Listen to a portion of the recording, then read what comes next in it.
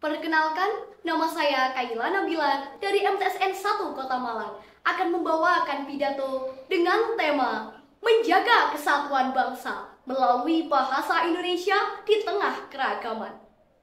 Assalamualaikum warahmatullahi wabarakatuh.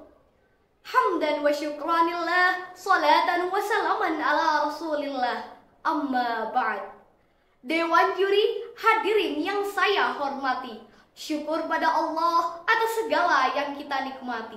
Semoga kelak kita bersama di surga yang suci. Salawat dan salam untuk Nabi Muhammad pujaan hati, mengajarkan akhlak, teladan sejati.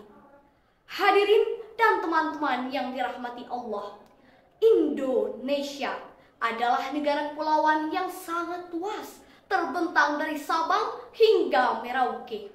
Terdiri lebih dari 17.000 pulau yang masing-masing memiliki adat istiadat, agama, budaya, dan bahasa yang berbeda-beda, sehingga mengandung potensi konflik yang besar. Allah Subhanahu wa Ta'ala berfirman dalam Al-Quran Surah Al-Hujurat ayat 13 yang berbunyi, A'udzu billahi minasyaitonir rajim. Bismillahirrahmanirrahim. Ya ayuhan nasu inna khalaqnakum min dzakarin wa untha wa ja'alnakum syu'uban wa qabaila lita'arafu. Inna akramakum 'indallahi atqakum. Innallaha 'alimun khabir. Wahai manusia, sungguh kami telah menciptakan kamu dari seorang laki-laki dan seorang perempuan. Kemudian kami jadikan kamu berbangsa-bangsa dan bersuku-suku agar kamu saling mengenal. Sesungguhnya di antara kamu yang paling mulia di sisi Allah ialah orang yang paling bertakwa. Sungguh Allah Maha mengetahui lagi Maha teliti. Ayat di atas selaras dengan semboyan bangsa Indonesia, yaitu Bhinneka Tunggal Ika, berbeda-beda namun tetap satu jua. Konflik keberagaman dapat dicegah dengan adanya pilar persatuan yang mencerminkan bangsa Indonesia, yaitu bahasa Indonesia. Bahasa Indonesia merupakan implementasi dari nilai sosial budaya yang mendasari rasa nasionalisme. Penggunaan bahasa Indonesia sebagai bahasa nasional merupakan langkah yang bertujuan untuk menyatukan seluruh wilayah Indonesia.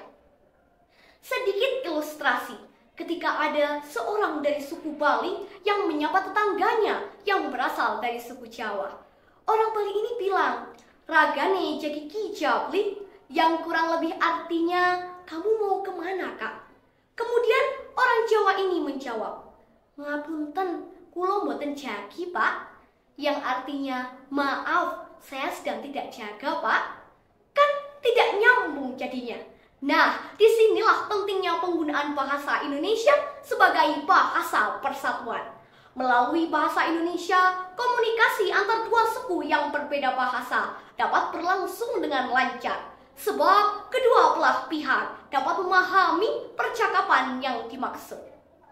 Hadirin dan teman-teman yang dirahmati Allah, menurut sejarahnya, pada tanggal 28 Oktober 1928, bahasa Indonesia pertama kali diresmikan sebagai bahasa nasional melalui teks Sumpah Pemuda yang berbunyi, "Kami, putra dan putri Indonesia, menjunjung tinggi bahasa persatuan, bahasa Indonesia."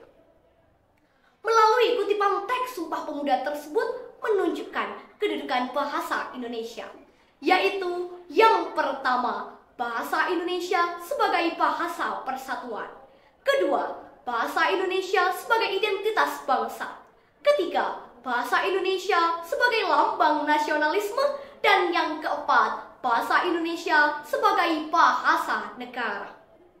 Hadirin dan teman-teman yang dirahmati Allah, pertanyaannya, bagaimana peran bahasa Indonesia dalam mendukung moderasi beragama?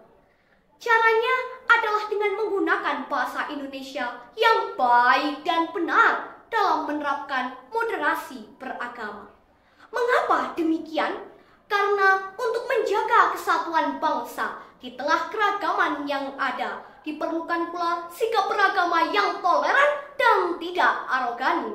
Moderasi beragama adalah cara pandang dalam beragama secara moderat, yakni dengan tidak ekstrim kanan, tidak pula ekstrim kiri. Allah Subhanahu wa Ta'ala berfirman, A'udzu billahi minasyaitonir rajim. Bismillahirrahmanirrahim. Wa kadzalika ja'alnakum ummatan wasatan litakunu syuhada'a 'alan nasi wa yakuna ar-rasulu 'alaikum syahida.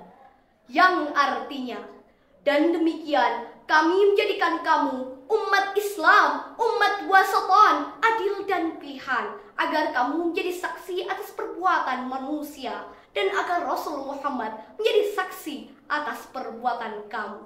Quran Surah Al-Baqarah ayat 143. Hadirin dan teman-teman yang dirahmati Allah, apa makna umatan wasatan itu? Makna umatan wasatan adalah umat Nabi Muhammad yang moderat dalam beragama, tidak berlebihan, tidak pula berkekurangan. La gulbun wala taksirun. Hadirin dan teman-teman yang dirahmati Allah, dengan semangat bulan bahasa ini, mari kita jaga dan lestarikan bahasa Indonesia sebagai bahasa nasional kita, serta menerapkan moderasi beragama di tengah masyarakat agar tercipta persatuan dan kesatuan bangsa Indonesia di tengah keragaman yang ada. Amin ya rabbal alamin. Allahumma ij'alna ummatan wasatan waj'alna fi kulli khair. Wallahul muwaffiq ila aqwamit thariq.